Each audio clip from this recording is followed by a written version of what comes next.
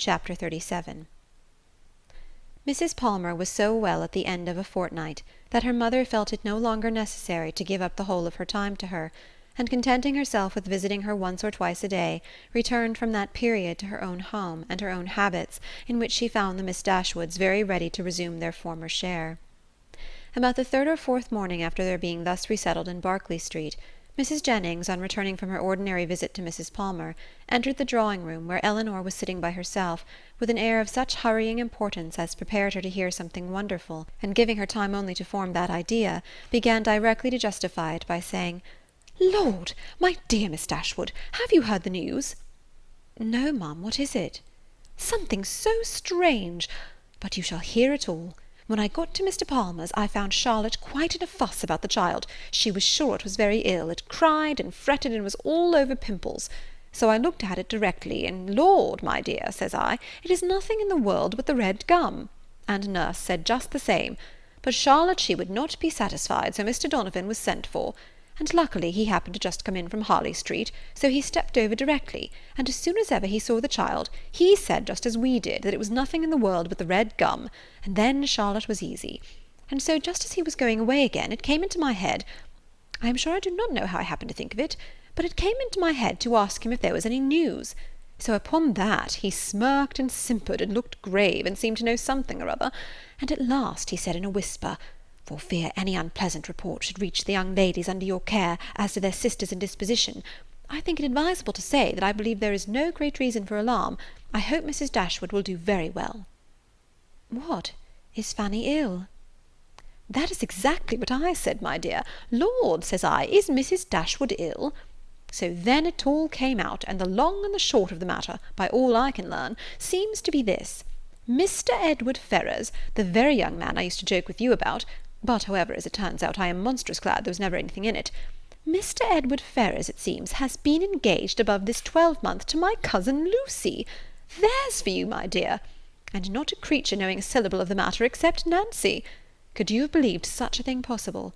There is no great wonder in their liking one another, but that matter should be brought so forward between them, and nobody suspect it. That is strange. I never happened to see them together, or I'm sure I should have found it out directly.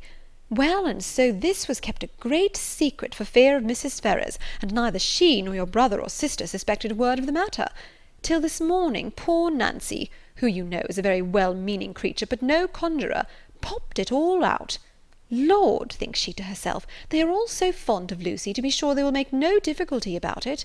And so away she went to your sister, who was sitting all alone at her carpet-work, little suspecting what was to come, for she had just been saying to your brother only 5 minutes before that she thought to make a match between Edward and some lord's daughter or other, I forget who, so you may think what a blow it was to all her vanity and pride. She fell into violent hysterics immediately, with such screams as reached your brother's ears as he was sitting in his own dressing-room downstairs, thinking about writing a letter to his steward in the country. So up he flew directly, and a terrible scene took place, for Lucy was come to them by that time, little dreaming what was going on. Poor soul, I pity her. And I must say I think she was used very hardly, for your sister scolded like any fury, and soon drove her into a fainting fit. Nancy, she fell upon her knees and cried bitterly, and your brother, he walked about the room and said he did not know what to do. Mrs. Dashwood declared they should not stay a minute longer in the house, and your brother was forced to go down upon his knees too, to persuade her to let them stay till they had packed up their clothes. Then she fell into hysterics again, and he was so frightened that he would send for Mr. Donovan, and Mr. Donovan found the house all in this uproar. The carriage was at the door ready to take my poor cousins away, and they were just stepping in as he came off. Poor Lucy, in such a condition, he says, she could hardly walk, and Nancy, she was almost as bad. I declare I have no patience with your sister, and I hope with all my heart it will be a match in spite of her. Lord, what a taking poor Mr. Edward will be in when he hears of it. To have his love used so scornfully, for they say he is monstrous fond of her, as well he may. I should not wonder if he was to be in the greatest passion, and Mr. Donovan thinks just the same. He and I had a great deal of talk about it, and the best of all is that he has gone back again to Harley Street, that he may be within call when Mrs. Ferrars is told of it, for she was sent for as soon as ever my cousins left the house, for your sister was sure she would be in hysterics too, and so she may, for what I care. I have no pity for either of them. I have no notion of people's making such a to-do about money and greatness. There is no reason on earth why Mr. Edward and Lucy should not marry. for I am sure Mrs. Ferrars may afford to do very well by her son, and though Lucy has next to nothing herself, she knows better than anybody how to make the most of everything. I dare say, if Mrs. Ferrars would only allow him 500 a year, she would make as good an appearance with it as anybody else would with 8. Lord, how snug they might live in such another cottage as yours, or a little bigger, with 2 maids and 2 men. And I believe I could help them to a housemaid, for my Betty has a sister out of place that would fit them exactly."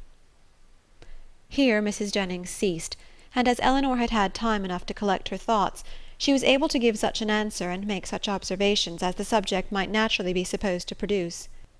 Happy to find that she was not suspected of any extraordinary interest in it, that Mrs. Jennings, as she had of late often hoped might be the case, had ceased to imagine her at all attached to Edward, and happy above all the rest in the absence of Marianne, she felt very well able to speak of the affair without embarrassment, and to give her judgment, as she believed, with impartiality on the conduct of every one concerned in it. She could hardly determine what her own expectation of its event really was, though she earnestly tried to drive away the notion of its being possible to end otherwise at last than in the marriage of Edward and Lucy. What Mrs. Ferrars would say and do, though there could not be a doubt of its nature, she was anxious to hear, and still more anxious to know how Edward would conduct himself. For him she felt much compassion, for Lucy very little, and it cost her some pains to procure that little, for the rest of the party none at all. As Mrs. Jennings could talk on no other subject, Elinor soon saw the necessity of preparing Marianne for its discussion. No time was to be lost in undeceiving her, in making her acquainted with the real truth, and in endeavouring to bring her to hear it talked of by others, without betraying that she felt any uneasiness for her sister, or any resentment against Edward. Elinor's office was a painful one. She was going to remove what she really believed to be her sister's chief consolation, to give such particulars of Edward as she feared would ruin him forever in her good opinion, and to make Marianne, by a resemblance in their situations, which to her fancy would seem strong, feel all her own disappointment over again. But unwelcome as such a task must be, it was necessary to be done, and Elinor therefore hastened to perform it. She was very far from wishing to dwell on her own feelings, or to represent herself as suffering much, any otherwise than as the self-command she had practised since her first knowledge of Edward's engagement might suggest a hint of what was practicable to Marianne. Her narration was clear and simple, and though it could not be given without emotion, it was not accompanied by violent agitation, nor impetuous grief. That belonged rather to the hearer, for Marianne listened with horror and cried excessively. Elinor was to be the comforter of others in her own distresses, no less than in theirs, and all the comfort that could be given by assurances of her own composure of mind, and a very earnest vindication of Edward from every charge but of imprudence, was readily offered. But Marianne for some time would give credit to neither. Edward seemed a second Willoughby, and acknowledging as Elinor did that she had loved him most sincerely, could she feel less than herself? As for Lucy Steele, she considered her so totally unamiable, so absolutely incapable of attaching a sensible man, that she could not be persuaded at first to believe, and afterwards to pardon, any former affection of Edward for her. She would not even admit it to have been natural, and Elinor left her to be convinced that it was so, by that which only could convince her, a better knowledge of mankind. Her first communication had reached no farther than to state the fact of the engagement, and the length of time it had existed. Marianne's feelings had then broken in, and put an end to all regularity of detail, and for some time all that could be done was to soothe her distress, lessen her alarms, and combat her resentment. The first question on her side, which led to further particulars, was, "How long has this been known to you, Elinor? Has he written to you?" "I have known it these 4 months. When Lucy first came to Barton Park last November, she told me in confidence of her engagement." At these words Marianne's eyes expressed the astonishment which her lips could not utter. After a pause of wonder, she exclaimed, 4 months! Have you known of this for 4 months? Elinor confirmed it. What, while attending me in all my misery, has this been on your heart? And I have reproached you for being happy.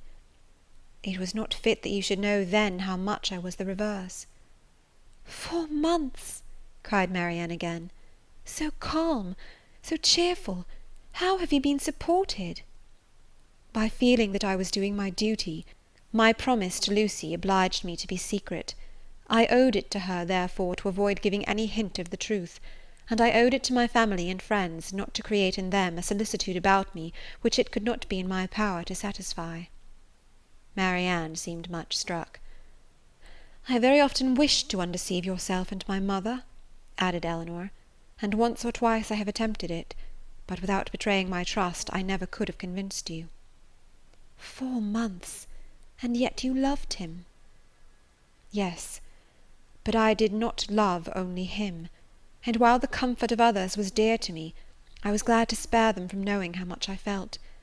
Now I can think and speak of it with little emotion. I would not have you suffer on my account, for I assure you I no longer suffer materially myself. I have many things to support me. I am not conscious of having provoked the disappointment by any imprudence of my own. I have borne it as much as possible without spreading it farther. I acquit Edward of essential misconduct. I wish him very happy, and I am so sure of his always doing his duty, that though now he may harbour some regret, in the end he must become so. Lucy does not want sense, and that is the foundation on which everything good may be built. And after all, Marianne, after all that is bewitching in the idea of a single and constant attachment, and all that can be said of one's happiness depending entirely on one particular person, it is not meant, it is not fit, it is not possible that it should be so. Edward will marry Lucy. He will marry a woman superior in person and understanding to half her sex, and time and habit will teach him to forget that he ever thought another superior to her." "If such is your way of thinking," said Marianne, "if the loss of what is most valued is so easily to be made up by something else, your resolution, your self-command, are perhaps a little less to be wondered at. They are brought more within my comprehension." "I understand you. You do not suppose that I have ever felt much. For 4 months, Marianne, I have had all this hanging on my mind, without being at liberty to speak of it to a single creature, knowing that it would make you and my mother most unhappy whenever it were explained to you, yet unable to prepare you for it in the least. It was told me, it was in a manner forced on me by the very person herself, whose prior engagement ruined all my prospects, and told me, as I thought, with triumph. This person's suspicions, therefore, I have had to oppose, by endeavouring to appear indifferent where I have been most deeply interested. And it has not only been once. I have had her hopes and exultation to listen to again and again. I have known myself to be divided from Edward for ever, without hearing one circumstance that could make me less desire the connection. Nothing has proved him unworthy, nor has anything declared him indifferent to me. I have had to contend against the unkindness of his sister and the insolence of his mother, and have suffered the punishment of an attachment without enjoying its advantages.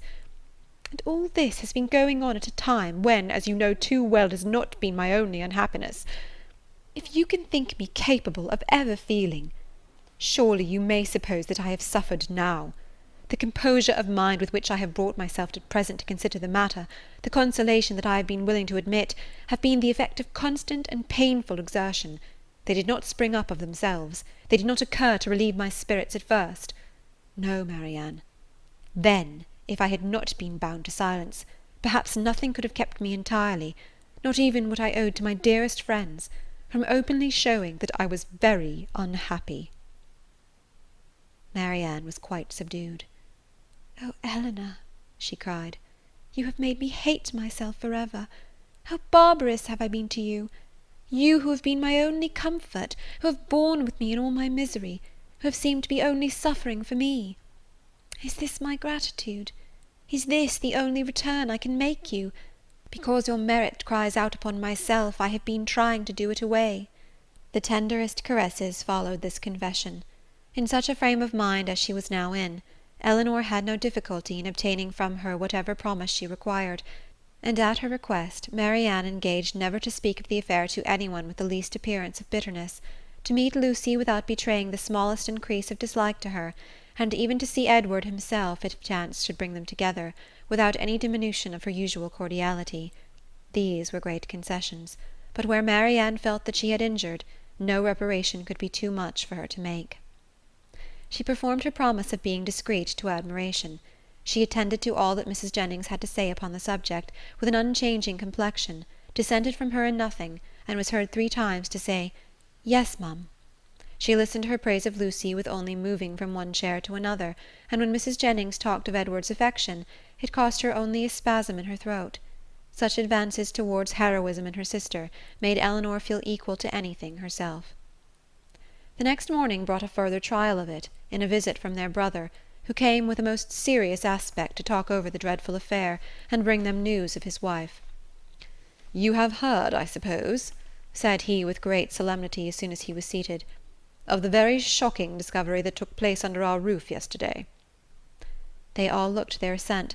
It seemed too awful a moment for speech.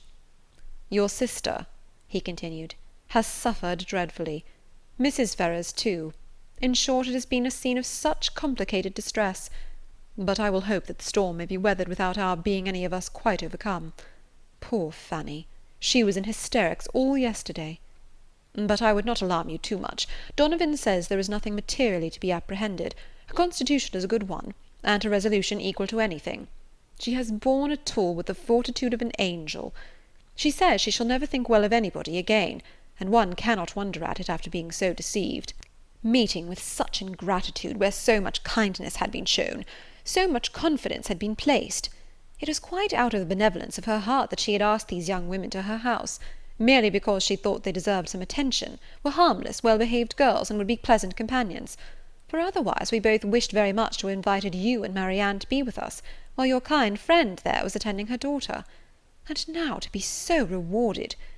I wish with all my heart, says poor Fanny in her affectionate way, that we had asked your sisters instead of them." Here he stopped to be thanked, which being done, he went on. "What poor Mrs. Ferrars suffered, when first Fanny broke it to her, is not to be described. While she with the truest affection had been planning a most eligible connection for him, was it to be supposed that he could be all the time secretly engaged to another person? Such a suspicion could never have entered her head. If she suspected any prepossession elsewhere, it could not be in that quarter. There, to be sure, said she, I might have thought myself safe. She was quite in an agony. We consulted together, however, as what should be done, and at last she determined to send for Edward. He came. But I am sorry to relate what ensued. All that Mrs. Ferrars could say to make him put an end to the engagement, assisted too, as you may well suppose, by my arguments and Fanny's entreaties, was of no avail. Duty, affection, everything was disregarded. I never thought Edward so stubborn, so unfeeling before. His mother explained to him her liberal designs in case of his marrying Miss Morton, told him she would settle on him the Norfolk estate, which, clear of land tax, brings in a good 1,000 a year, offered even, when matters grew desperate, to make it 1,200, and in opposition to this, if he still persisted in this low connection, represented to him the certain penury that must attend the match. His own 2,000 she protested should be his all. She would never see him again, and so far would she be from affording him the smallest assistance, that if he were to enter into any profession with a view of better support, she would do all in her power to prevent him advancing in it. Here Marianne, in an ecstasy of indignation, clapped her hands together and cried, "Gracious God! Can this be possible?" "Well may you wonder, Marianne," replied her brother, "at the obstinacy which could resist such arguments as these. Your exclamation is very natural." Marianne was going to retort, but she remembered her promises and forbore. "All this, however," he continued, "was urged in vain. Edward said very little, but what he did say was in the most determined manner. Nothing should prevail on him to give up his engagement. He would stand to it, cost him what it might." "Then," cried Mrs. Jennings, with blunt sincerity, no longer able to be silent, "he has acted like an honest man. I beg your pardon, Mr. Dashwood, but if he had done otherwise, I should have thought him a rascal.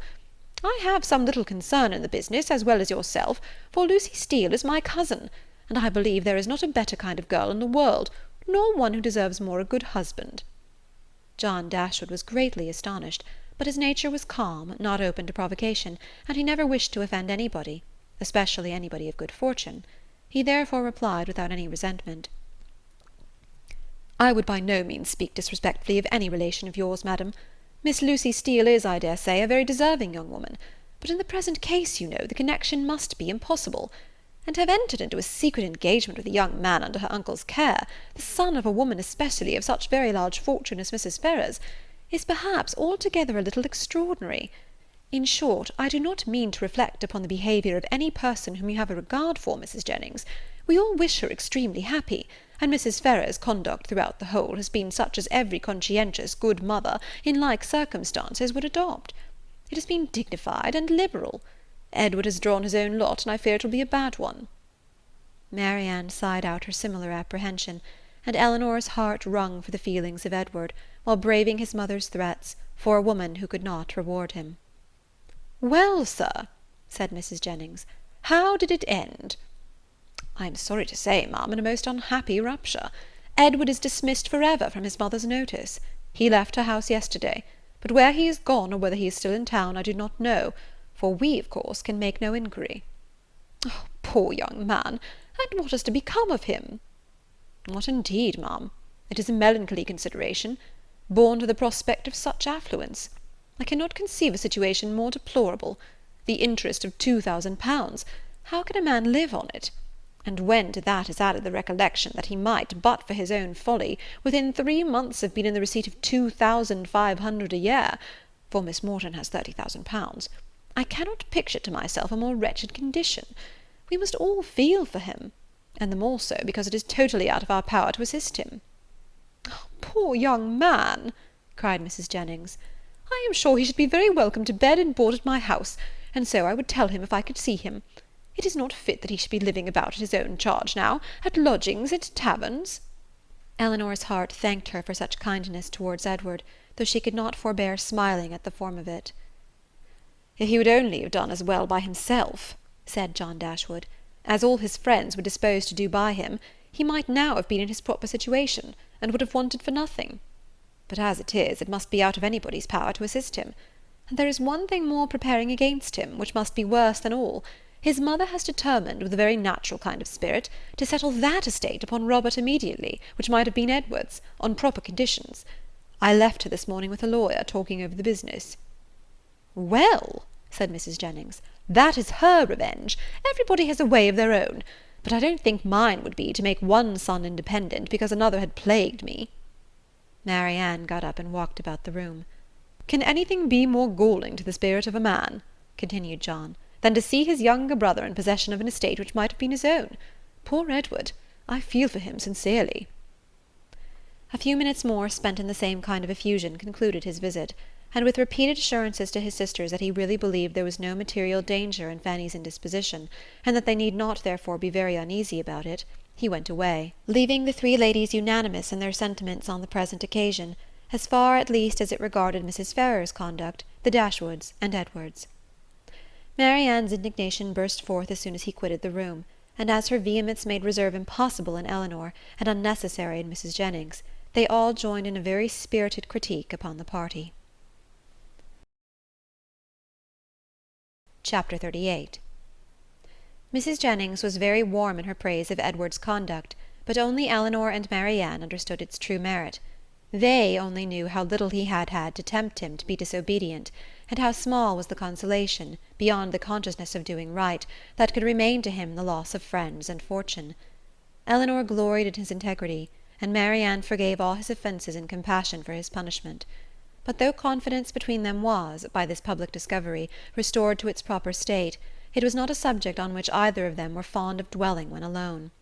Elinor avoided it upon principle, as tending to fix still more upon her thoughts, by the too warm, too positive assurances of Marianne, that belief of Edward's continued affection for herself which she rather wished to do away, and Marianne's courage soon failed her, in trying to converse upon a topic which always left her more dissatisfied with herself than ever, by the comparison it necessarily produced between Elinor's conduct and her own. She felt all the force of that comparison, but not as her sister had hoped, to urge her to exertion now.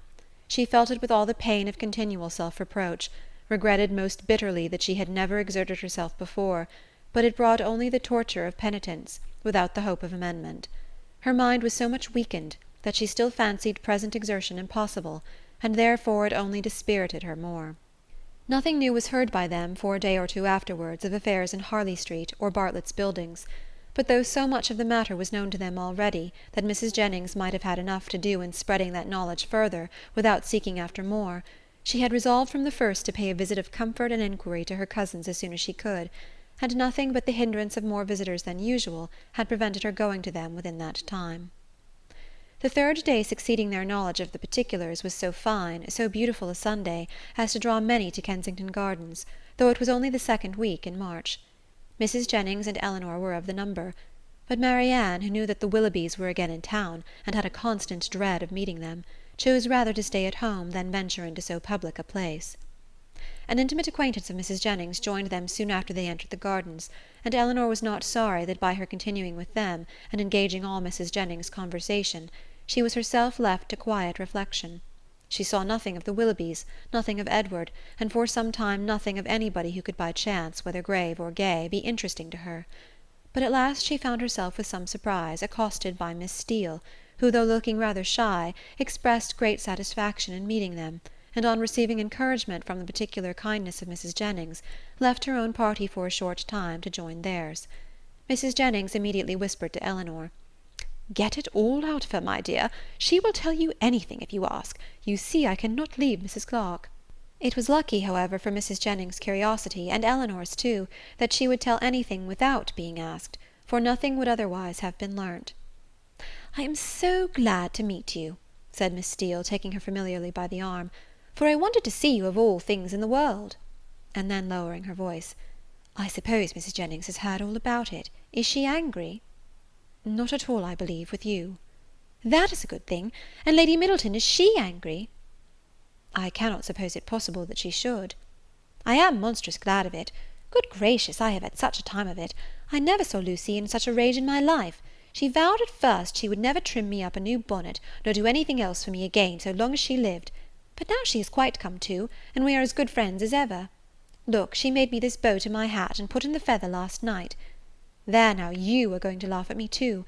But why should I not wear pink ribbons? I do not care if it is the doctor's favourite colour. I am sure for my part I should never have known he did like it better than any other colour, if he had not happened to say so. My cousins have been so plaguing me. I declare sometimes I do not know which way to look before them." She had wandered away to a subject on which Elinor had nothing to say, and therefore soon judged it expedient to find her way back again to the first. "Well, but Miss Dashwood," speaking triumphantly, "people may say what they choose about Mr. Ferrars declaring he would not have Lucy, for it is no such thing, I can tell you, and it is quite a shame for such ill-natured reports to be spread around. Whatever Lucy might think about it herself, you know, it was no business of other people to set it down for certain." "I never heard anything of the kind hinted at before, I assure you," said Elinor. "Oh, did not you? But it was said, I know, very well, and by more than one. For Miss Godby told Miss Sparks that nobody in their senses could expect Mr. Ferrars to give up a woman like Miss Morton, with 30,000 pounds to her fortune, for Lucy Steele that had nothing at all, and I had it from Miss Sparks myself. And besides that, my cousin Richard said himself, that when it came to the point, he was afraid Mr. Ferrars would be off, and when Edward did not come near us for 3 days, I could not tell what to think myself, and I believe in my heart Lucy gave it all up for lost. For we came away from your brother's Wednesday, and we saw nothing of him not all Thursday, Friday, and Saturday, and did not know what was become of him. Once Lucy thought to write to him, but then his spirits rose against that. However, this morning he came just as we came home from church, and then it all came out how he had been sent for Wednesday to Harley Street, and be talked to by his mother and all of them, and how he had declared before them all that he loved nobody but Lucy, and nobody but Lucy would he have, and how he had been so worried by what had passed, that as soon as he had went away from his mother's house, had got upon his horse and rid into the country somewhere or other, and how he had stayed about at an inn all Thursday and Friday on purpose to get the better of it. And after thinking it all over and over again, he said, it seemed to him as if, now he had no fortune and no nothing at all, it would be quite unkind to keep her on to the engagement, because it must be for her loss, for he had nothing but 2,000 pounds, and no hope of anything else, and if he was to go into orders, as he had some thoughts, he could get nothing but a curacy, and how was they to live upon that? He could not bear to think of her doing no better, and so he begged, if she had the least mind for it, to put an end to the matter directly, and leave him shifter himself. I heard him say all this as plain as could possibly be, and it was entirely for her sake, and upon her account that he said a word about being off, and not upon his own. I will take my oath he never dropped a syllable of being tired of her, or of wishing to marry Miss Morton, or of anything like it. But to be sure, Lucy would not give an ear to such kind of talking, so she told him directly, with a great deal about sweet and love, you know, and all that. Oh la, one can't repeat such kind of things, you know. She told him directly she had not the least mind in the world to be off, for she could live with him upon a trifle, and how little soever he might have, she should be very glad to have it all, you know, or something of the kind. So then he was monstrous happy, and talked on some time about what they should do, and they agreed he should take orders directly, and they must wait to be married till he got a living. And just then I could not hear any more, for my cousin had called from below to tell me Mrs. Richardson was come in her coach, and would take one of us to Kensington Gardens. So I was forced to go into the room and interrupt them, to ask Lucy if she would like to go, but she did not care to leave Edward, so I just ran upstairs and put on a pair of silk stockings and came off with the Richardsons." "I do not understand what you mean by interrupting them," said Elinor. "You were all in the same room together, were you not?" "No, indeed, not us. La, Miss Dashwood, do you think people make love when anybody else is by? Oh, for shame! To be sure, you must know better than that," laughing affectedly. "No, no, they were shut up in the drawing-room together, and all I heard was only by listening at the door." "How?" cried Elinor. "Have you been repeating to me what you only learnt yourself by listening at the door? I'm sorry I did not know it before, for I certainly would not have suffered you to give me particulars of a conversation which you ought not to have known yourself. How could you behave so unfairly by your sister?" "Oh, la, there is nothing in that. I only stood at the door and heard what I could, and I am sure Lucy would have done just the same by me, for a year or two back, when Martha Sharp and I had so many secrets together, she never made any bones of hiding in a closet, or behind a chimney-board, on purpose to hear what we said." Elinor tried to talk of something else, but Miss Steele could not be kept beyond a couple of minutes from what was uppermost in her mind. "Edward talks of going to Oxford soon," said she, "but now he is lodging at No. Pall Mall. What an ill-natured woman his mother is, an't she? And your brother and sister were not very kind. However, I shan't say anything against them to you, and to be sure they did send us home in their own chariot, which was more than I looked for. And for my part, I was all in a fright, for fear your sister should ask us for the huswife she had given us that day or two before, but however nothing was said about them, and I took care to keep mine out of sight. Edward have got some business at Oxford, he says, so he must go there for a time, and after that, as soon as he can light upon a bishop, he will be ordained. I wonder what curacy he will get. Good gracious!"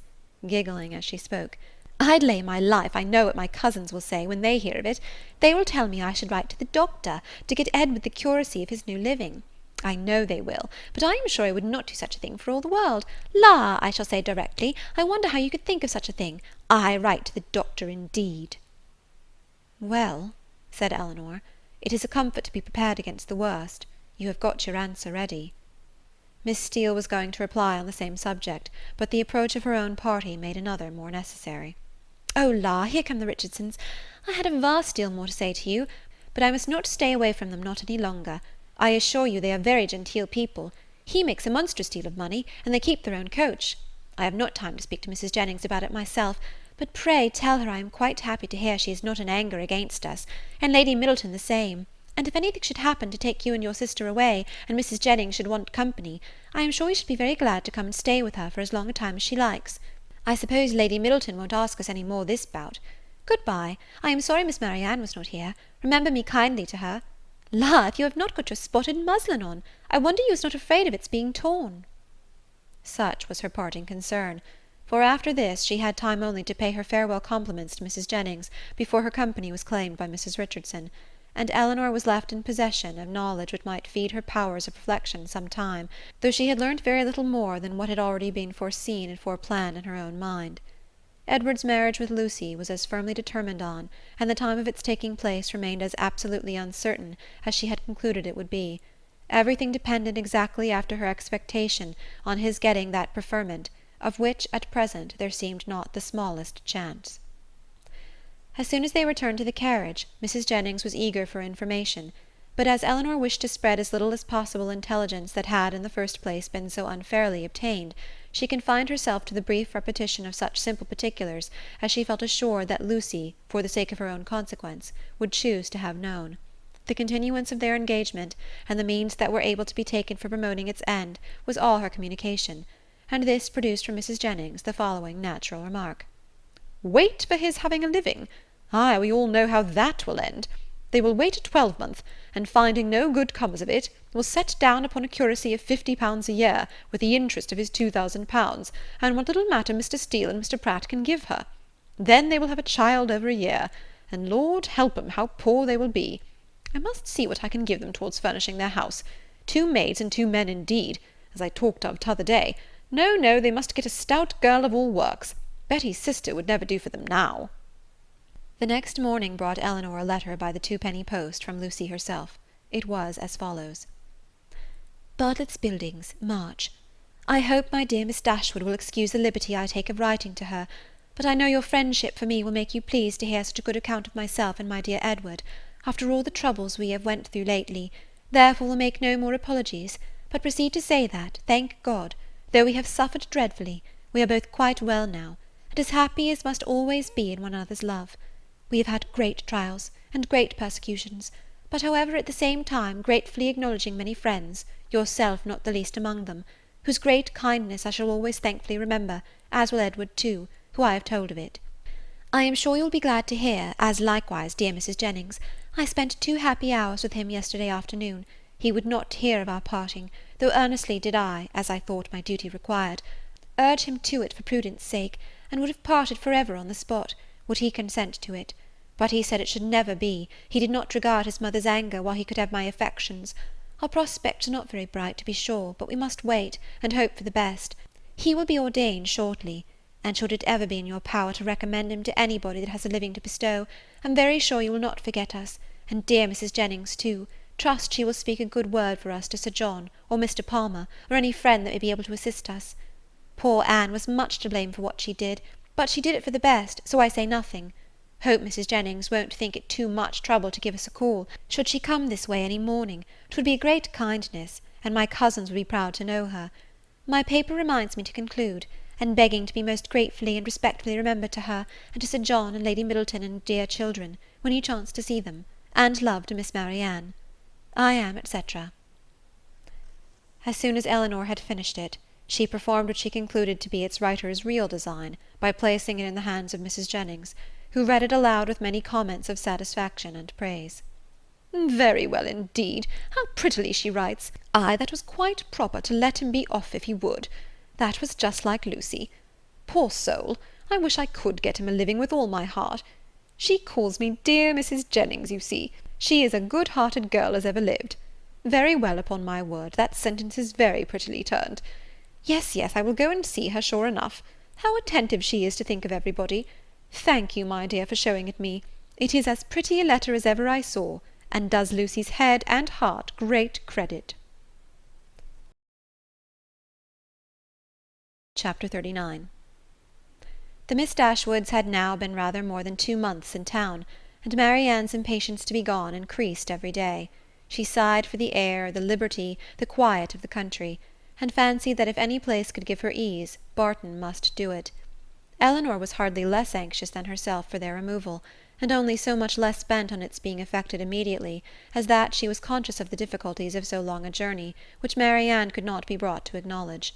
She began, however, seriously to turn her thoughts towards its accomplishment, and had already mentioned their wishes to their kind hostess, who resisted them with all the eloquence of her good will, when a plan was suggested, which, though detaining them from home yet a few weeks longer, appeared to Elinor altogether much more eligible than any other.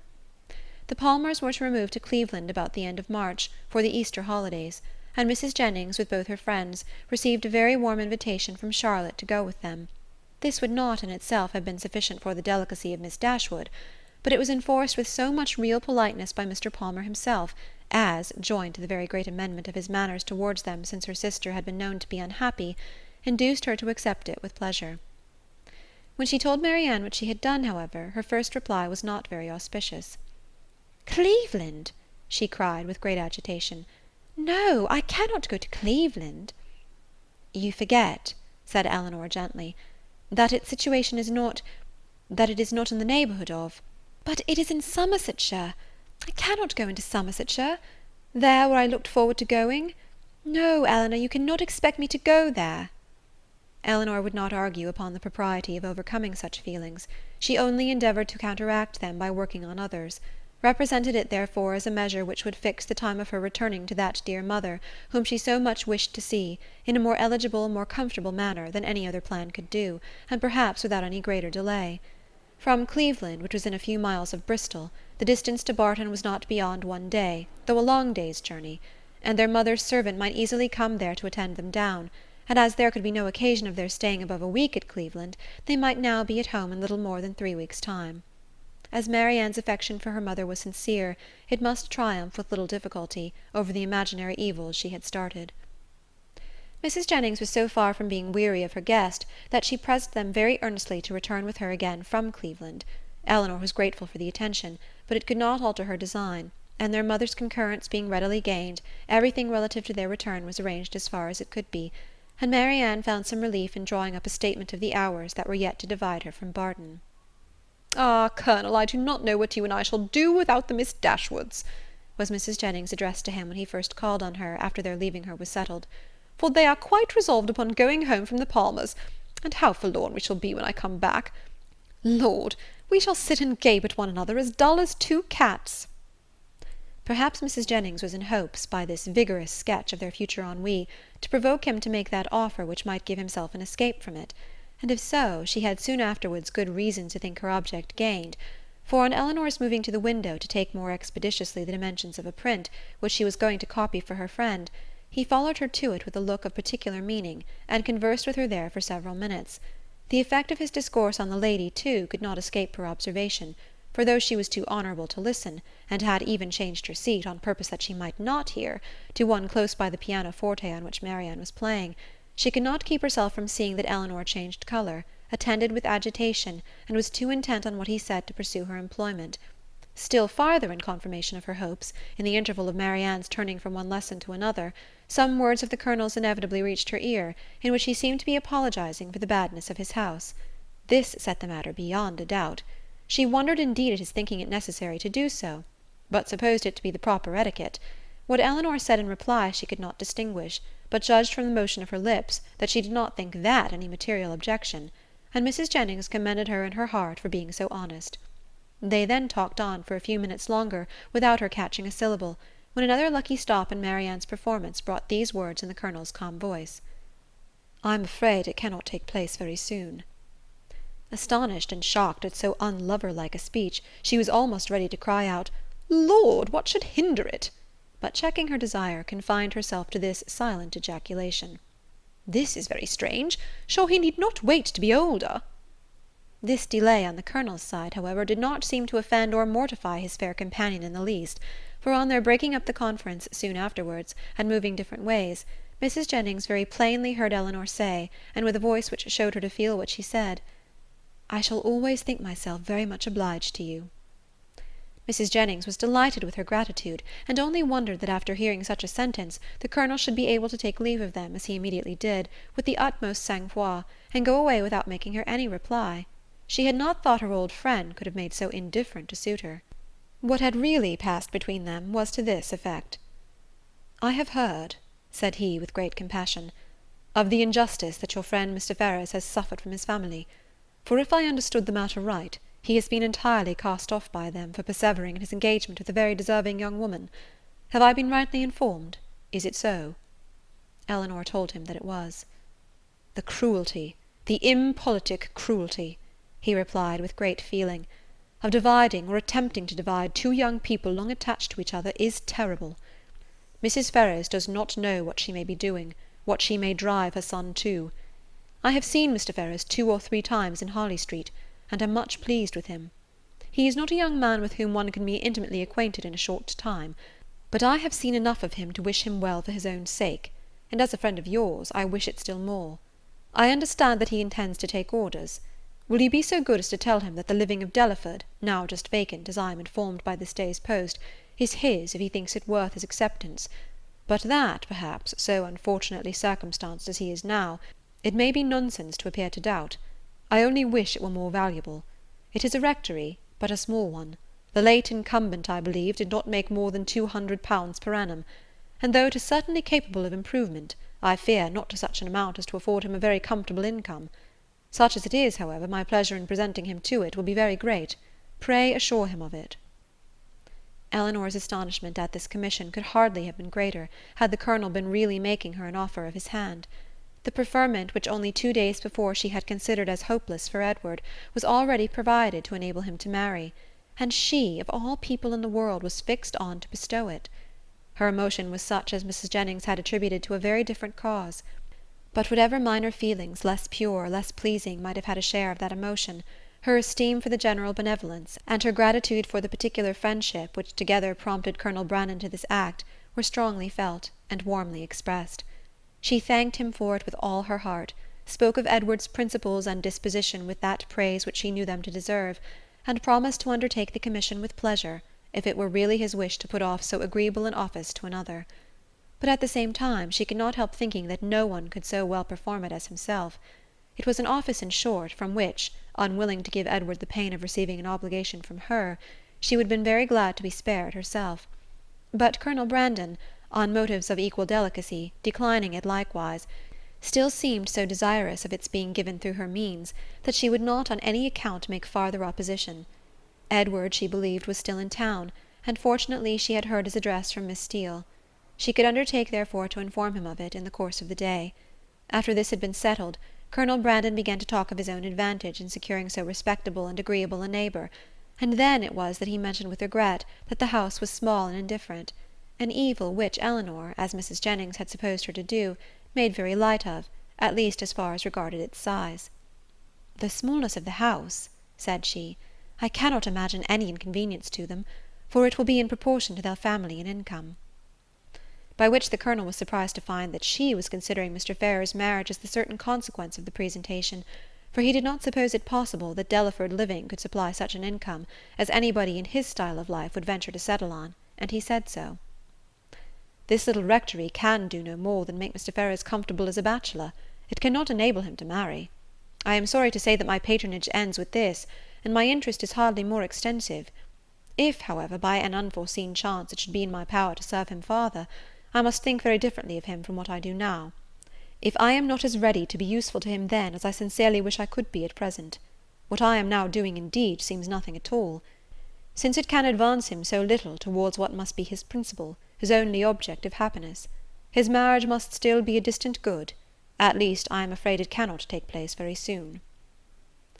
Such was the sentence which, when misunderstood, so justly offended the delicate feelings of Mrs. Jennings. But after this narration of what really passed between Colonel Brandon and Elinor, while they stood at the window, the gratitude expressed by the latter on their parting may perhaps appear in general not less reasonably excited nor less properly worded than if it had arisen from an offer of marriage.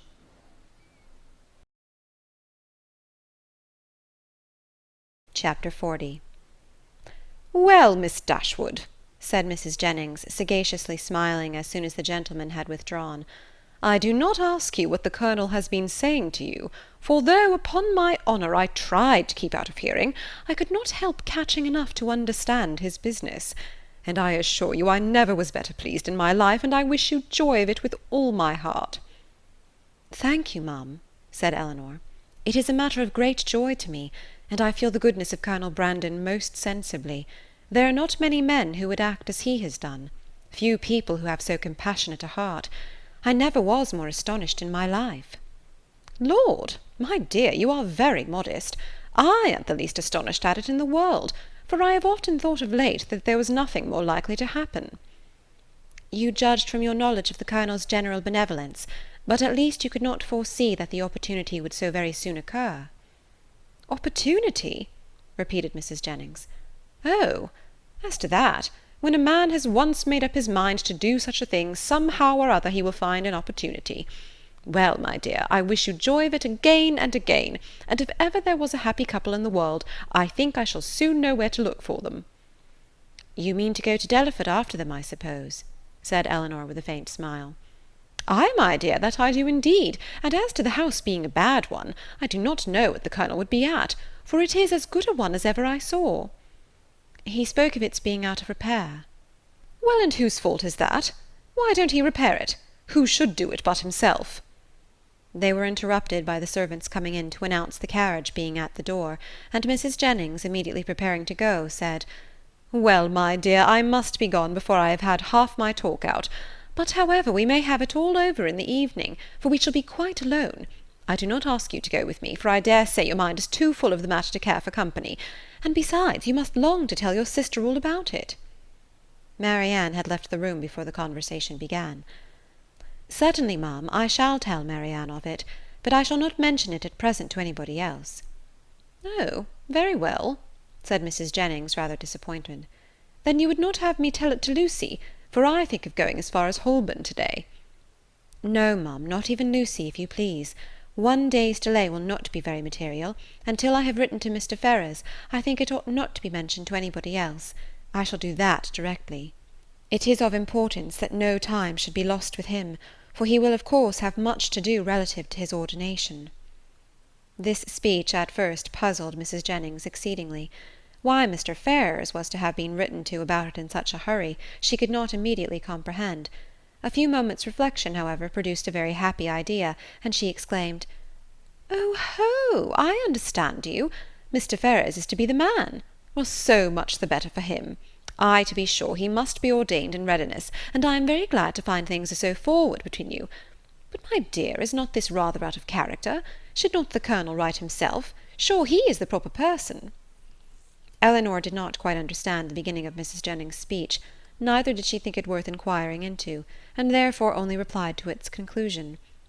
"Colonel Brandon is so delicate a man that he rather wished any one to announce his intentions to Mr. Ferrars than himself." "And so you are forced to do it? Well, that is an odd kind of delicacy. However, I will not disturb you," seeing her preparing to write. "You know your own concerns best. So good-bye, my dear. I have not heard of anything to please me so well since Charlotte was brought to bed." And away she went, but returning again in a moment, "I have just been thinking of Betty's sister, my dear. I should be very glad to get her so good a mistress, but whether she would do for a lady's maid I am sure I can't tell. She is an excellent housemaid, and works very well at a needle. However, you will think of all that at your leisure." "Certainly, ma'am," replied Elinor, not hearing much of what she said, and more anxious to be alone than to be mistress of the subject. How she should begin, how she should express herself in her note to Edward, was now all her concern.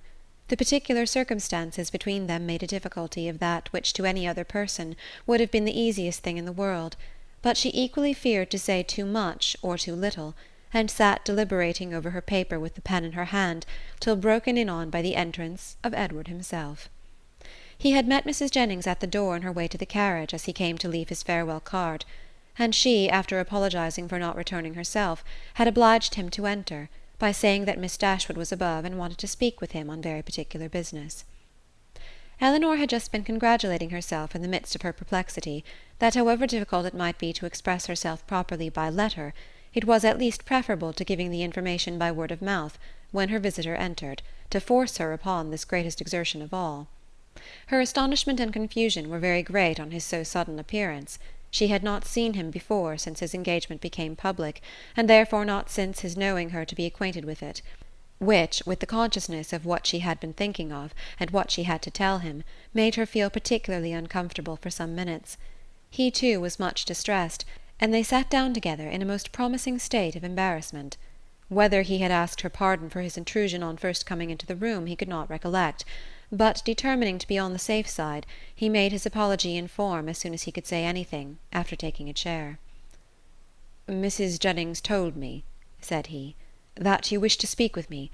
At least I understood her so, or I certainly should not have intruded on you in such a manner, though at the same time I should have been extremely sorry to leave London without seeing you and your sister, especially as it will most likely be some time.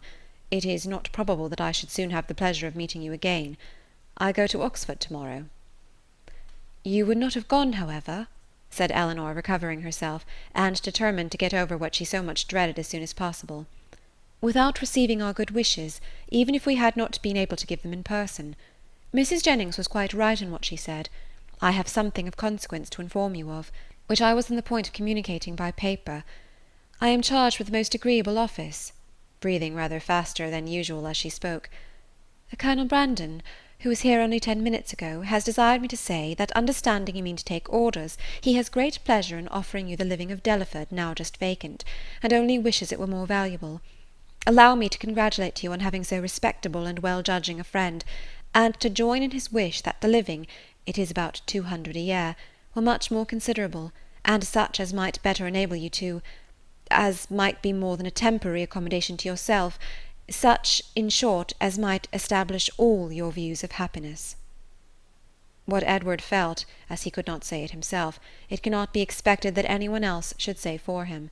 He looked all the astonishment which such unexpected, such unthought-of information could not fail of exciting, but he said only these 2 words. "Colonel Brandon?" "Yes," continued Elinor, gathering more resolution, as some of the worst was over. "Colonel Brandon means it as a testimony of his concern for what has lately passed, for the cruel situation in which the unjustifiable conduct of your family has placed you, a concern which I am sure Marianne, myself, and all your friends must share, and likewise as a proof of his high esteem for your general character, and his particular approbation of your behaviour on the present occasion." "Colonel Brandon give me a living? Can it be possible?" "The unkindness of your own relations has made you astonished to find friendship anywhere." "No," replied he with sudden consciousness, "not to find it in you, for I cannot be ignorant that to you, to your goodness, I owe it all. I feel it, I would express it if I could, but, as you well know, I am no orator." "You are very much mistaken. I do assure you that you owe it entirely, at least almost entirely, to your own merit, and Colonel Brandon's discernment of it. I have had no hand in it. I did not even know, till I understood his design, that the living was vacant, nor had it ever occurred to me that he might have had such a living in his gift. As a friend of mine, of my family, he may, perhaps, indeed I know he has, still greater pleasure in bestowing it, but upon my word you owe nothing to my solicitation." Truth obliged her to acknowledge some small share in the action, but she was at the same time so unwilling to appear as the benefactress of Edward, that she acknowledged it with hesitation, which probably contributed to fix that suspicion in his mind which had recently entered it. For a short time he sat deep in thought, after Elinor had ceased to speak. At last, and as if it were rather an effort, he said, "Colonel Brandon seems a man of great worth and respectability. I have always heard him spoken of as such, and your brother, I know, esteems him highly. He is undoubtedly a sensible man, and in his manners perfectly the gentleman." "Indeed," replied Elinor, "I believe that you will find him, on farther acquaintance, all that you have heard him to be, and as you will be such very near neighbours, for I understand the parsonage is almost close to the mansion house, it is particularly important that he should be all this." Edward made no answer, but when she had turned away her head, gave her a look so serious, so earnest, so uncheerful, as seemed to say that he might hereafter wish the distance between the parsonage and the mansion house much greater. "Colonel Brandon, I think, lodges in St. James Street," said he soon afterwards, rising from his chair. Elinor told him the number of the house. "I must hurry away, then, to give him those thanks which you will not allow me to give to you, to assure him that he has made me an exceedingly happy man." Elinor did not offer to detain him, and they parted with a very earnest assurance on her side of her unceasing good wishes for his happiness in every change of situation that might befall him, on his, with rather an attempt to return the same goodwill than the power of expressing it. "When I see him again," said Elinor to herself as the door shut him out, "I shall see him the husband of Lucy." And with this pleasing anticipation she sat down to reconsider the past, recall the words, and endeavour to comprehend all the feelings of Edward, and of course to reflect on her own with discontent. When Mrs. Jennings came home, though she returned from seeing people whom she had never seen before, and of whom therefore she must have had a great deal to say, her mind was so much more occupied by the important secret in her possession than by anything else, that she reverted to it again as soon as Elinor appeared. "Well, my dear," she cried, "I sent you up to the young man. Did not I do right? And I suppose you had no great difficulty. You did not find him very unwilling to accept your proposal?" "No, mum, that was not very likely." "Well, and how soon will he be ready? For it all seems to depend upon that." "Really," said Elinor, "I know so little of these kinds of forms, that I can hardly even conjecture as to the time or the preparation necessary, but I suppose 2 or 3 months will complete his ordination." 2 or 3 months!" cried Mrs. Jennings. "Lord, my dear, how calmly you talk of it! And can the Colonel wait 2 or 3 months? Lord bless me! I am sure it would put me quite out of patience. And though one would be very glad to do a kindness by poor Mr. Ferrars, I do not think it is worth while to wait 2 or 3 months for him. Sure somebody else might be found that would do as well, somebody that is in orders already." "My dear mum," said Elinor, "what can you be thinking of? Why, Colonel Brandon's only object is to be of use to Mr. Ferrars." "Lord bless you, my dear! Sure you do not mean to persuade me that the Colonel only marries you for the sake of giving 10 guineas to Mr. Ferrars?" The deception could not continue after this, and an explanation immediately took place, by which both gained considerable amusement for the moment without any material loss of happiness to either, for Mrs. Jennings only exchanged one form of delight for another, and still without forfeiting her expectation of the first. Ay, ay, the parsonage is but a small one, said she, after the first ebullition of surprise and satisfaction was over, and very likely may be out of repair, but to hear a man apologizing, as I thought, for a house that to my knowledge has 5 sitting-rooms on the ground floor, and I think the housekeeper told me could make up 15 beds, and to you, too, that had been used to live in Barton Cottage, it seems quite ridiculous. But, my dear, we must touch up the Colonel to do something to the parsonage, and make it comfortable for them before Lucy goes to it. But Colonel Brandon does not seem to have any idea of the livings being enough to allow them to marry. The Colonel is a ninny, my dear. Because he has 2,000 a year himself, he thinks that nobody else can marry on less. Take my word for it, that if I am alive, I shall be paying a visit at Delaford Parsonage before Michaelmas, and I am sure I shan't go if Lucy an't there.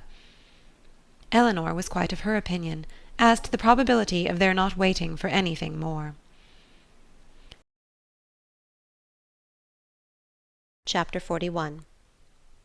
Edward, having carried his thanks to Colonel Brandon, proceeded with his happiness to Lucy, and such was the excess of it by the time he reached Bartlett's Buildings that she was able to assure Mrs. Jennings, who called on her again the next day with her congratulations, that she had never seen him in such spirits before in her life.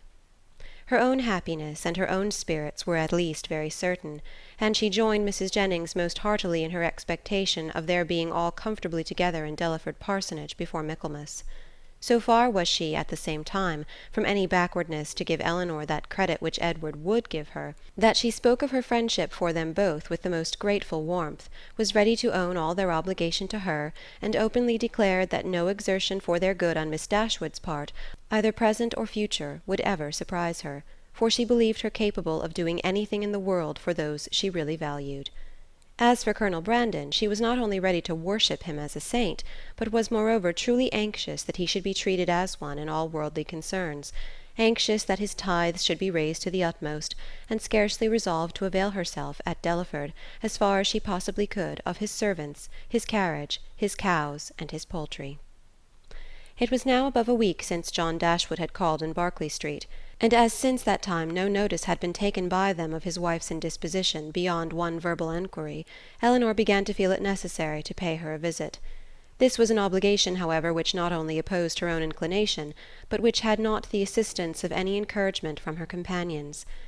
Marianne, not contented with absolutely refusing to go herself, was very urgent to prevent her sister's going at all, and Mrs. Jennings, though her carriage was always at Elinor's service, so very much disliked Mrs. John Dashwood that not even her curiosity to see how she looked after the late discovery, nor her strong desire to affront her by taking Edward's part, could overcome her unwillingness to be in her company again.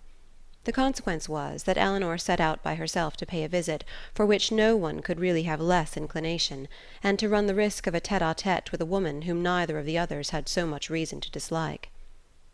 Mrs. Dashwood was denied, but before the carriage could turn from the house, her husband accidentally came out. He expressed great pleasure in meeting Elinor, told her that he had just been going to call in Berkeley Street, and assuring her that Fanny would be very glad to see her, invited her to come in. They walked upstairs to the drawing-room, but nobody was there. "Fanny is in her own room, I suppose," said he. "I will go to her presently, for I am sure she will not have the least objection in the world to seeing you. Very far from it indeed. Now, especially, there cannot be. But, however, you and Marianne were always great favourites. Why would not Marianne come?" Elinor made what excuse she could for her. "I am not sorry to see you alone," he replied, "for I have a good deal to say to you. This living of Colonel Brandon's, can it be true? Has he really given it to Edward? I heard it yesterday by chance, and was coming to you on purpose to inquire farther about it." "It is perfectly true. Colonel Brandon has given the living of Delaford to Edward." "Really? Well, this is very astonishing. No relationship, no connection between them. And now that living's fetched such a price. What was the value of this?" "About 200 a year." "Very well. And for the next presentation to a living of that value, supposing the late incumbent to have been old and sickly, and likely to vacate it soon, he might have got, I dare say, £1,400. And how came he not to have settled that matter before this person's death? Now, indeed, it would be too late to sell it, but a man of Colonel Brandon's sense! I wonder he should be so improvident in a point of such common, such natural concern. Well, I am convinced that there is a vast deal of inconsistency in almost every human character. I suppose, however, on recollection, that the case may probably be this. Edward is to only hold the living till the person to whom the Colonel has really sold the presentation is old enough to take it. Ay, ay, that is the fact, depend upon it. Elinor contradicted it, however, very positively, and by relating that she had herself been employed in conveying the offer from Colonel Brandon to Edward, and therefore must understand the terms on which it was given, obliged him to submit to her authority. "It is truly astonishing," he cried after hearing what she said. "What could be the Colonel's motive?" "A very simple one, to be of use to Mr. Ferrars." "Well, well, whatever Colonel Brandon may be, Edward is a very lucky man. You will not mention the matter to Fanny, however, for though I have broke it to her, and she bears it vastly well, she will not like to hear it much talked of." Elinor had some difficulty here to refrain from observing that she thought Fanny might have borne with composure an acquisition of wealth to her brother by which neither she nor her child could be possibly impoverished. "Mrs. Ferrars," added he, lowering his voice to the tone becoming so important a subject, "knows nothing about it at present, and I believe it will be best to keep it entirely concealed from her as long as may be. When the marriage takes place, I fear she must hear of it all." "But why should such a precaution be used? Though it is not to be supposed that Mrs. Ferrars can have the smallest satisfaction in knowing that a son has money enough to live upon, for that must be quite out of the question.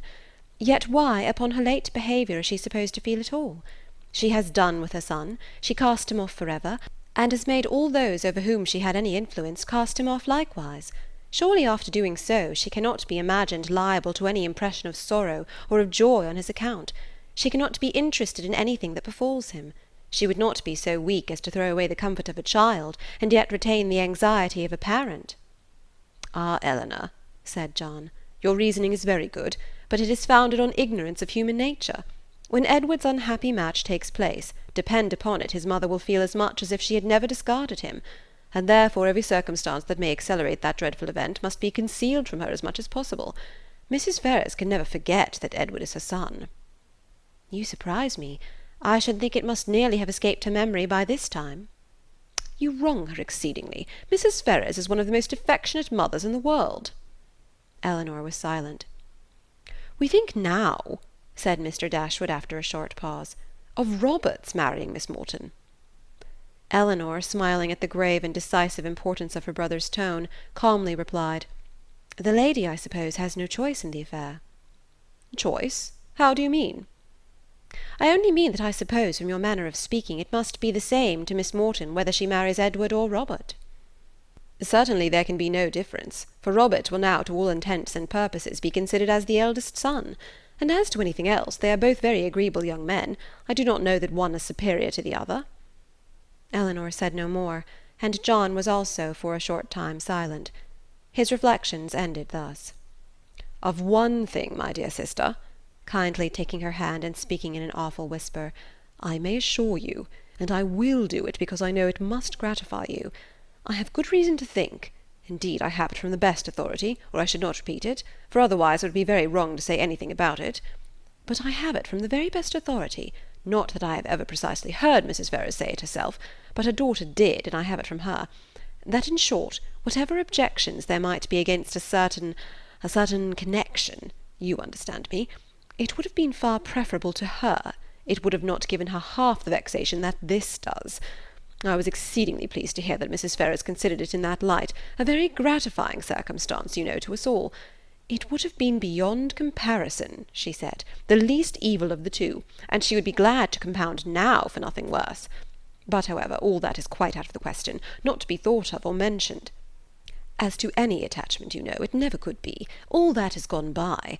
But I thought I would just tell you of this, because I knew how much it must please you. Not that you have any reason to regret, my dear Elinor. There is no doubt of your doing exceedingly well, quite as well or better, perhaps, all things considered. Has Colonel Brandon been with you lately?" Elinor had heard enough, if not to gratify her vanity and raise her self-importance, to agitate her nerves and fill her mind. She was therefore glad to be spared from the necessity of saying much in reply herself, and from the danger of hearing anything more from her brother, by the entrance of Mr. Robert Ferrars. After a few moments' chat, John Dashwood, recollecting that Fanny was yet uninformed of her sister's being there, quitted the room in quest of her, and Elinor was left to improve her acquaintance with Robert, who, by the gay unconcern, the happy self-complacency of his manner, while enjoying so unfair a division of his mother's love and liberality, to the prejudice of his banished brother, earned only by his own dissipated course of life and that brother's integrity, was confirming her most unfavourable opinion of his head and heart. They had scarcely been 2 minutes by themselves before he began to speak of Edward, for he too had heard of the living and was very inquisitive on the subject. Elinor repeated the particulars of it, as she had given them to John, and their effect on Robert, though very different, was not less striking than it had been on him. He laughed most immoderately. The idea of Edward's being a clergyman, and living in a small parsonage house, diverted him beyond measure, and when to that was added the fanciful imagery of Edward reading prayers in a white surplice, and publishing the banns of marriage between John Smith and Mary Brown, he could conceive nothing more ridiculous. Elinor, while she waited in silence and immovable gravity the conclusion of such folly, could not restrain her eyes from being fixed on him with a look that spoke all the contempt it excited. It was a look, however, very well bestowed, for it relieved her own feelings, and gave no intelligence to him. He was recalled from wit to wisdom, not by any reproof of hers, but by his own sensibility. "We may treat it as a joke," said he at last, recovering from the affected laugh which had considerably lengthened out the genuine gaiety of the moment. "But upon my soul, it is a most serious business. Poor Edward! He is ruined for ever. I am extremely sorry for it, for I know him to be a very good-hearted creature, as well-meaning a fellow, perhaps, as any in the world. You must not judge of him, Miss Dashwood, from your slight acquaintance. Poor Edward! His manners are certainly not the happiest in nature, but we are not all born, you know, with the same powers, the same address. Poor fellow, to see him in a circle of strangers!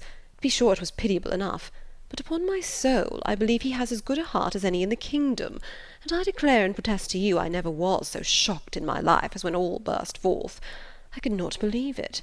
My mother was the first person who told me of it, and I, feeling myself called on to act with resolution, immediately said to her, "My dear madam, I do not know what you may intend to do on the occasion, but as for myself, I must say that if Edward does marry this young woman, I will never see him again." That was what I said immediately. I was most uncommonly shocked indeed. Poor Edward! He has done for himself completely, shut himself out for ever from all decent society. But as I said directly to my mother, I am not in the least surprised at it. From his style of education it was always to be expected. My poor mother was half frantic. "Have you ever seen the lady?" "Yes, once while she was staying in this house. I happened to drop in for 10 minutes, and I saw quite enough of her. The merest awkward country girl, without style or elegance, and almost without beauty. I remember her perfectly. Just the kind of girl I should suppose likely to captivate poor Edward. I offered immediately, as soon as my mother related the affair to me, to talk to him myself, and dissuade him from the match, but it was too late then, I found, to do anything, for unluckily I was not in the way at first, and knew nothing of it till after the breach had taken place, when it was not for me, you know, to interfere. But had I been informed of it a few hours earlier, I think it is most probable that something might have been hit on. I certainly should have represented it to Edward in a very strong light. My dear fellow, I should have said, consider what you are doing. You are making a most disgraceful connection, and such a one as your family are unanimous in disapproving. I cannot help thinking, in short, that means might have been found. But now it is all too late. He must be starved, you know. That is certain. Absolutely starved." He had just settled this point with great composure when the entrance of Mrs. John Dashwood put an end to the subject. But though she never spoke of it out of her own family, Elinor could see its influence on her mind in the something like confusion of countenance with which she entered, and an attempt at cordiality in her behaviour to herself. She even proceeded so far as to be concerned to find that Elinor and her sister were so soon to leave town, as she had hoped to see more of them, an exertion in which her husband, who attended her into the room and hung enamoured over her accents, seemed to distinguish everything that was most affectionate and graceful.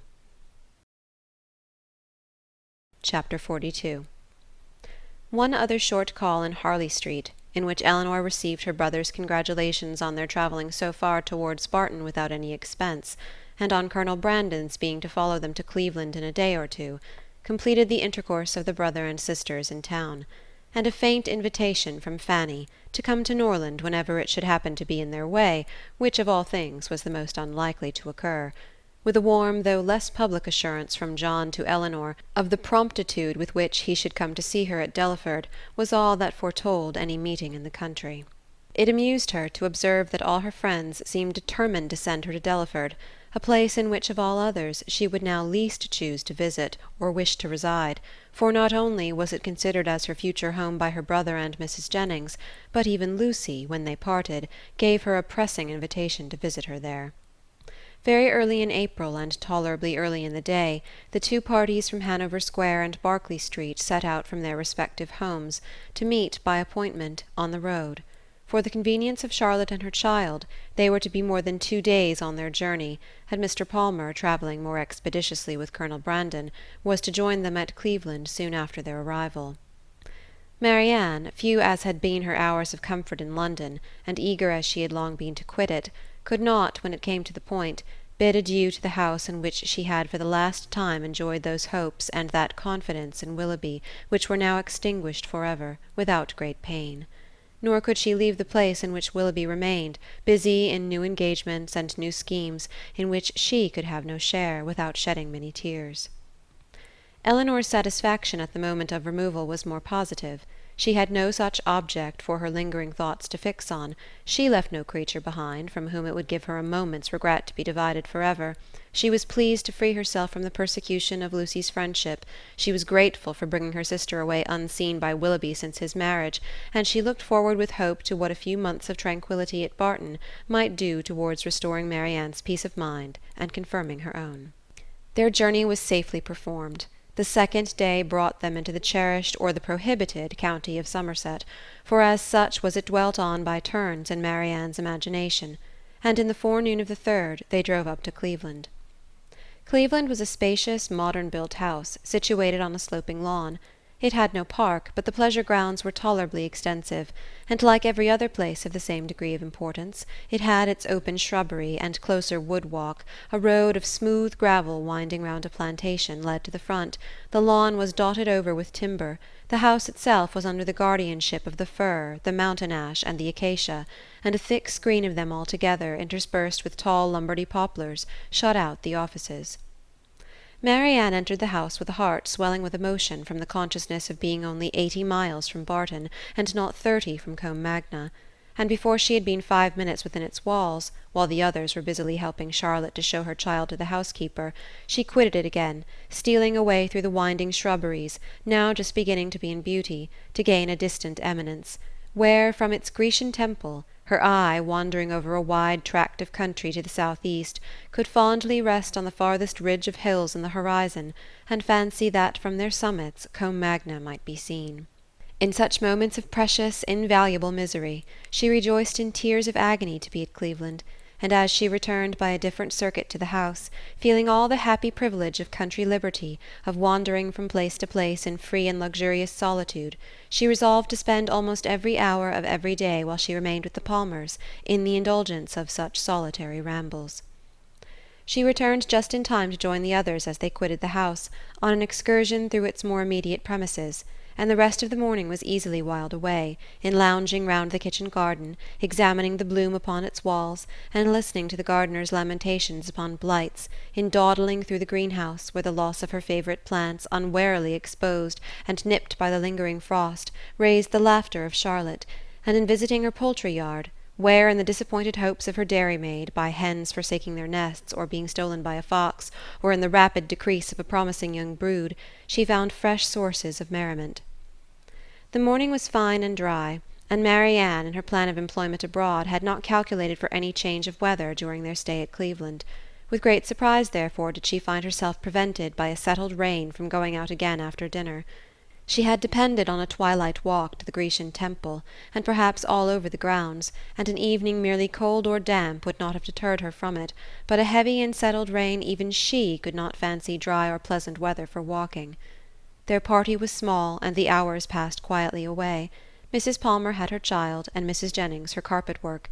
They talked of the friends they had left behind, arranged Lady Middleton's engagements, and wondered whether Mr. Palmer and Colonel Brandon would get further than Reading that night. Elinor, however little concerned in it, joined in their discourse, and Marianne, who had the knack of finding her way in every house to the library, however it might be avoided by the family in general, soon procured herself a book. Nothing was wanting on Mrs. Palmer's side that constant and friendly good humour could do to make them feel themselves welcome. The openness and heartiness of her manner more than atoned for the want of recollection and elegance which made her often deficient in the forms of politeness. Her kindness, recommended by so pretty a face, was engaging. Her folly, though evident, was not disgusting, because it was not conceited, and Elinor could have forgiven everything but her laugh. The two gentlemen arrived the next day to a very late dinner, affording a pleasant enlargement of the party, and a very welcome variety to their conversation, which a long morning of the same continued rain had reduced very low. Elinor had seen so little of Mr. Palmer, and in that little had seen so much variety in his address to her sister and herself, that she knew not what to expect to find him in his own family. She found him, however, perfectly the gentleman in his behaviours to all his visitors, and only occasionally rude to his wife and her mother. She found him very capable of being a pleasant companion, and only prevented from being so always by too great an aptitude to fancy himself as much superior to people in general as he must feel himself to be to Mrs. Jennings and Charlotte. For the rest of his character and habits, they were marked, as far as Elinor could perceive, with no traits at all unusual in his sex and time of life. He was nice in his eating, uncertain in his hours, fond of his child, though affecting to slight it, and idled away the mornings at billiards, which ought to have been devoted to business. She liked him, however, upon the whole, much better than she had expected, and in her heart was not sorry that she could like him no more. Not sorry to be driven by the observation of his epicurism, his selfishness, and his conceit, to rest with complacency on the remembrance of Edward's generous temper, simple taste, and diffident feelings.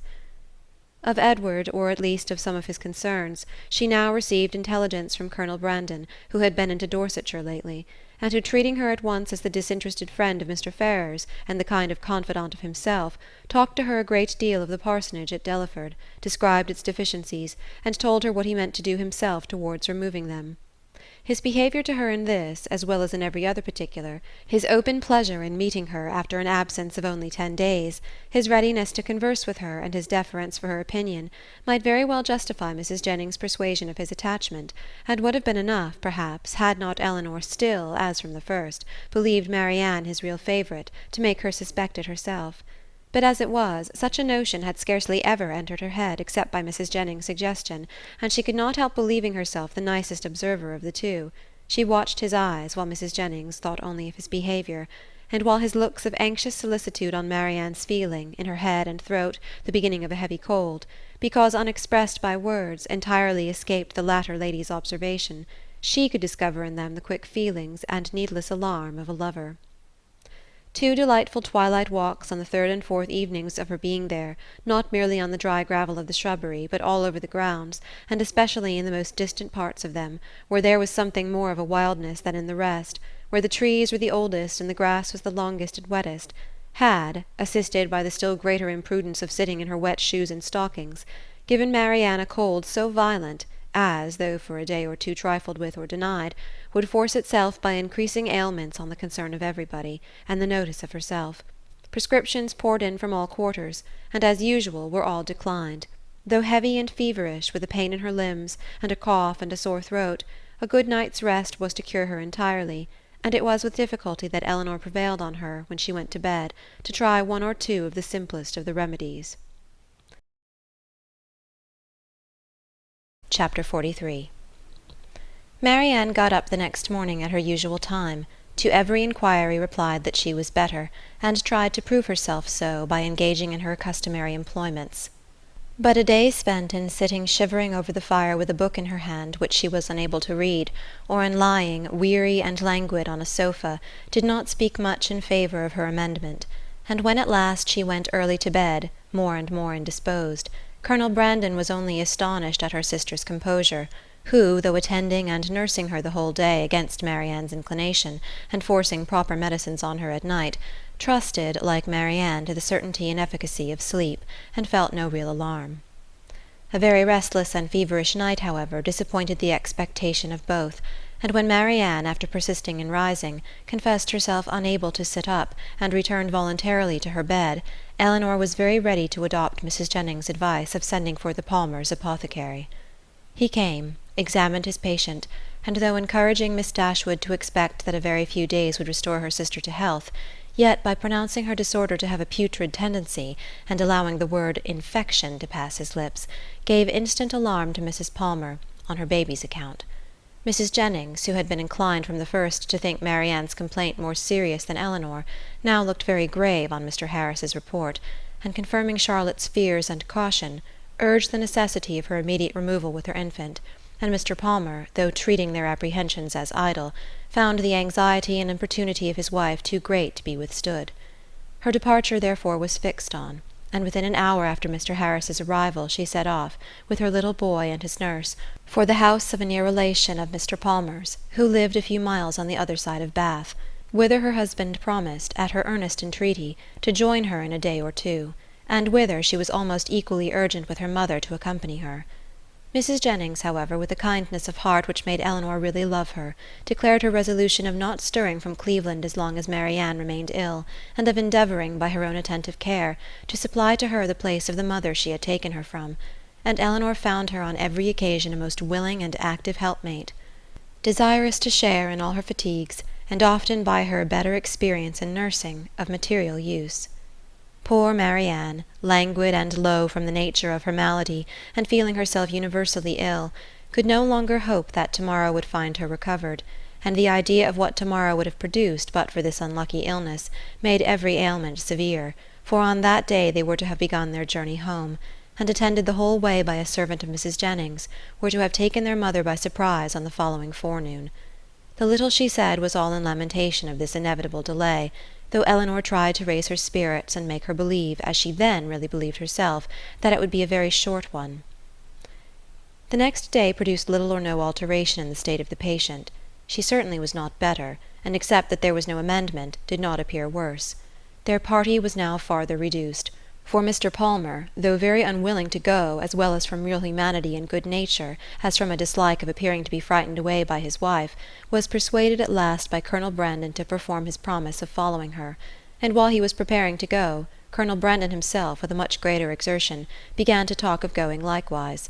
Here, however, the kindness of Mrs. Jennings interposed most acceptably, for to send the Colonel away while his love was in so much uneasiness on her sister's account would be to deprive them both, she thought, of every comfort, and therefore, telling him at once that his stay at Cleveland was necessary to herself, that she should want him to play at piquet of an evening while Miss Dashwood was above with her sister, etc., she urged him so strongly to remain, that he, who was gratifying the first wish of his own heart by a compliance, could not long even affect a demur, especially as Mrs. Jennings's entreaty was warmly seconded by Mr. Palmer, who seemed to feel a relief to himself in leaving behind him a person so well able to assist or advise Miss Dashwood in any emergency. Marianne was of course kept in ignorance of all these arrangements. She knew not that she had been the means of sending the owners of Cleveland away, in about 7 days from the time of their arrival. It gave her no surprise that she saw nothing of Mrs. Palmer, and as it gave her likewise no concern, she never mentioned the name. 2 days passed away from the time of Mr. Palmer's departure, and her situation continued with little variation the same. Mr. Harris, who attended her every day, still talked boldly of a speedy recovery, and Miss Dashwood was equally sanguine, but the expectation of the others was by no means so cheerful. Mrs. Jennings had determined very early in the seizure that Marianne would never get over it, and Colonel Brandon, who was chiefly of use in listening to Mrs. Jennings's forebodings, was not in a state of mind to resist their influence. He tried to reason himself out of fears, which the different judgment of the apothecary seemed to render absurd, but the many hours of each day in which he was left entirely alone were but too favourable for the admission of every melancholy idea, and he could not expel from his mind the persuasion that he should see Marianne no more. On the morning of the 3rd day, however, the gloomy anticipations of both were almost done away, for when Mr. Harris arrived, he declared his patient materially better. Her pulse was much stronger, and every symptom more favourable than on the preceding visit. Elinor, confirmed in every pleasant hope, was all cheerfulness, rejoicing that in her letters to her mother she had pursued her own judgment rather than her friend's, and making very light of the indisposition which delayed them at Cleveland, and almost fixing on the time when Marianne would be able to travel. But the day did not close so auspiciously as it began. Towards the evening Marianne became ill again, growing more heavy, restless, and uncomfortable than before. Her sister, however, still sanguine, was willing to attribute the change to nothing more than the fatigue of having sat up to have her bed made, and carefully administering the cordials prescribed, saw her, with satisfaction, sink at last into a slumber, from which she expected the most beneficial effects. Her sleep, though not so quiet as Elinor wished to see it, lasted a considerable time, and anxious to observe the result of it herself, she resolved to sit with her during the whole of it. Mrs. Jennings, knowing nothing of any change in the patient, went unusually early to bed. Her maid, who was one of the principal nurses, was recreating herself in the housekeeper's room, and Elinor remained alone with Marianne. The repose of the latter became more and more disturbed, and her sister, who watched with unremitting attention her continual change of posture, and heard the frequent but inarticulate sounds of complaint which passed her lips, was almost wishing to rouse her from so painful a slumber, when Marianne, suddenly awakened by some accidental noise in the house, started hastily up, and with feverish wildness cried out, "Is mamma coming?" "Not yet," cried the other, concealing her terror, and assisting Marianne to lie down again. "But she will be here, I hope, before it is long. It is a great way, you know, from hence to Barton." "But she must not go round by London," cried Marianne, in the same hurried manner. "I shall never see her if she goes by London." Elinor perceived with alarm that she was not quite herself, and while attempting to soothe her, eagerly felt her pulse. It was lower and quicker than ever, and Marianne, still talking wildly of mamma, her alarm increased so rapidly as to determine her on sending instantly for Mr. Harris, and dispatching a messenger to Barton for her mother. To consult with Colonel Brandon on the best means of effecting the latter was a thought which immediately followed the resolution of its performance, and as soon as she had rung up the maid to take her place by her sister, she hastened down to the drawing-room, where she knew he was generally to be found at a much later hour than the present. It was no time for hesitation. Her fears and her difficulties were immediately before him. Her fears he had no courage, no confidence to attempt the removal of. He listened to them in silent despondence. But her difficulties were instantly obviated, for with a readiness that seemed to speak the occasion, and the service prearranged in his mind, he offered himself as the messenger who should fetch Mrs. Dashwood. Elinor made no resistance that was not easily overcome. She thanked him with brief though fervent gratitude, and while he went to hurry off his servant with a message to Mr. Harris and an order for post-horses directly, she wrote a few lines to her mother. The comfort of such a friend at that moment as Colonel Brandon, or such a companion for her mother, how gratefully was it felt! A companion whose judgment would guide, whose attendance must relieve, and whose friendship might soothe her. As far as the shock of such a summons could be lessened to her, his presence, his manners, his assistance would lessen it. He, meanwhile, whatever he might feel, acted with all the firmness of a collected mind, made every necessary arrangement with the utmost dispatch, and calculated with exactness the time in which she might look for his return. Not a moment was lost in delay of any kind. The horses arrived even before they were expected, and Colonel Brandon, only pressing her hand with a look of solemnity, and a few words spoken too low to reach her ear, hurried into the carriage. It was then about 12 o'clock, and she returned to her sister's apartment to wait for the arrival of the apothecary, and to watch by her the rest of the night. It was a night of almost equal suffering to both. Hour after hour passed away in sleepless pain and delirium on Marianne's side, and in the most cruel anxiety on Elinor's, before Mr. Harris appeared. Her apprehensions once raised, paid by their excess for all her former security, and the servant who sat up with her, for she would not allow Mrs. Jennings to be called, only tortured her more, by hints of what her mistress had always thought. Marianne's ideas were still at intervals fixed incoherently on her mother, and whenever she mentioned her name it gave a pang of the heart to poor Elinor, who, reproaching herself for having trifled with so many days of illness, and wretched for some immediate relief, fancied that all relief might soon be in vain, that everything had been delayed too long, and pictured to herself her suffering mother arriving too late to see this darling child, or to see her rational. She was on the point of sending again for Mr. Harris, or if he could not come, for some other advice, when the former, but not till after 5 o'clock, arrived.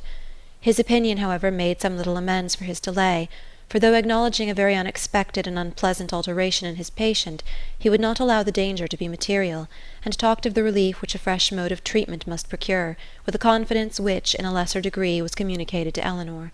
He promised to call again in the course of 3 or 4 hours, and left both the patient and her anxious attendant more composed than he had found them. With strong concern, and with many reproaches for not being called to their aid, did Mrs. Jennings hear in the morning of what had passed. Her former apprehensions, now with greater reason restored, left her no doubt of the event, and though trying to speak comfort to Elinor, her conviction of her sister's danger would not allow her to offer the comfort of hope. Her heart was really grieved. The rapid decay, the early death of a girl so young, so lovely as Marianne, must have struck a less interested person with concern.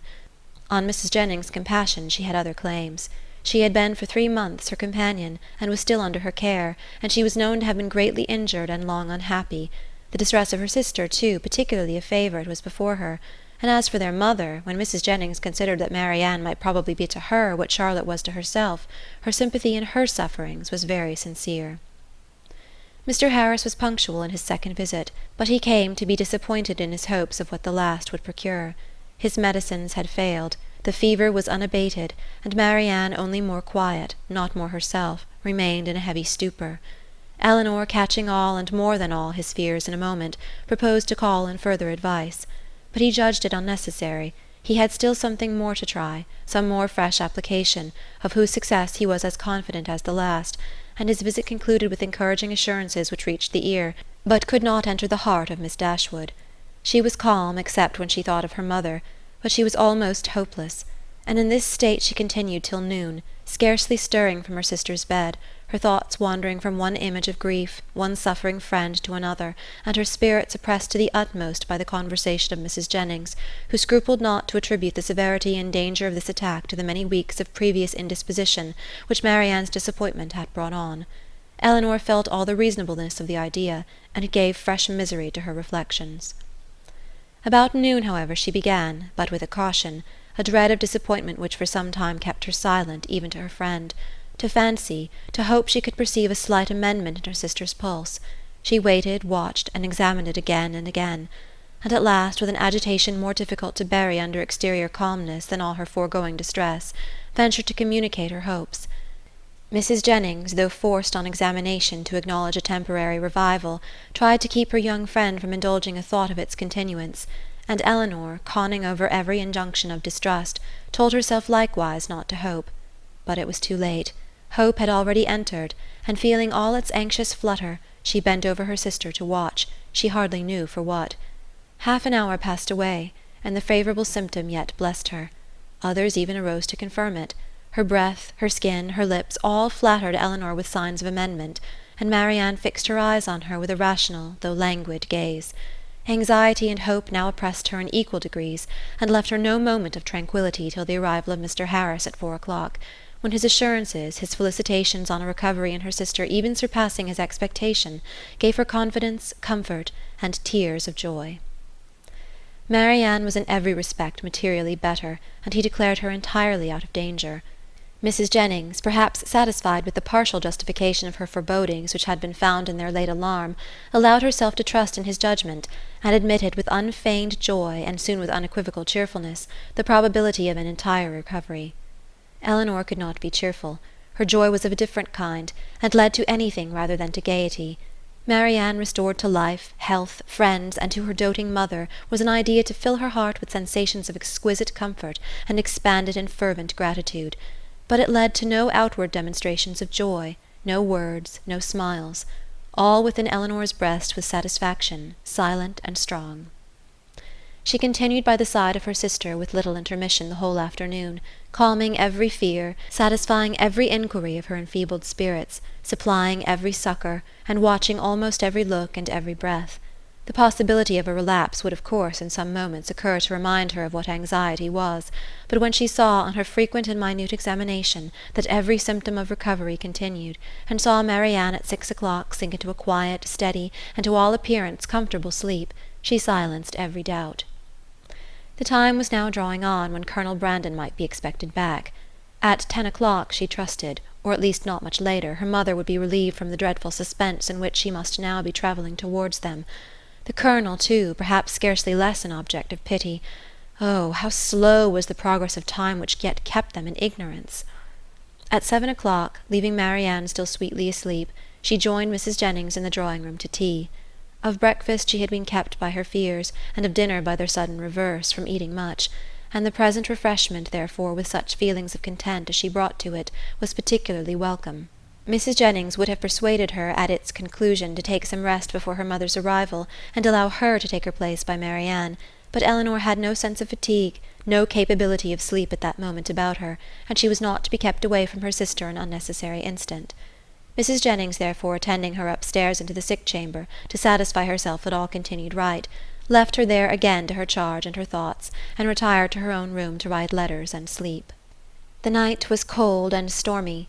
The wind roared round the house, and the rain beat against the windows, but Elinor, all happiness within, regarded it not. Marianne slept through every blast, and the travellers, they had a rich reward in store for every present inconvenience. The clock struck 8. Had it been 10, Elinor would have been convinced that at that moment she heard a carriage driving up to the house, and so strong was the persuasion that she did, in spite of the almost impossibility of their being already come, that she moved into the adjoining dressing-closet and opened a window-shutter, to be satisfied of the truth. She instantly saw that her ears had not deceived her. The flaring lamps of a carriage were immediately in view. By their uncertain light she thought she could discern it to be drawn by 4 horses, and this, while it told the excess of her poor mother's alarm, gave some explanation to such unexpected rapidity. Never in her life had Elinor found it so difficult to be calm as at that moment. The knowledge of what her mother must be feeling as the carriage stopped at the door, of her doubt, her dread, perhaps her despair, and of what she had to tell, with such knowledge it was impossible to be calm. All that remained to be done was to be speedy, and therefore, staying only till she could leave Mrs. Jennings' maid with her sister, she hurried down the stairs. The bustle in the vestibule as she passed along an inner lobby assured her that they were already in the house. She rushed to the drawing-room, she entered it, and saw only Willoughby.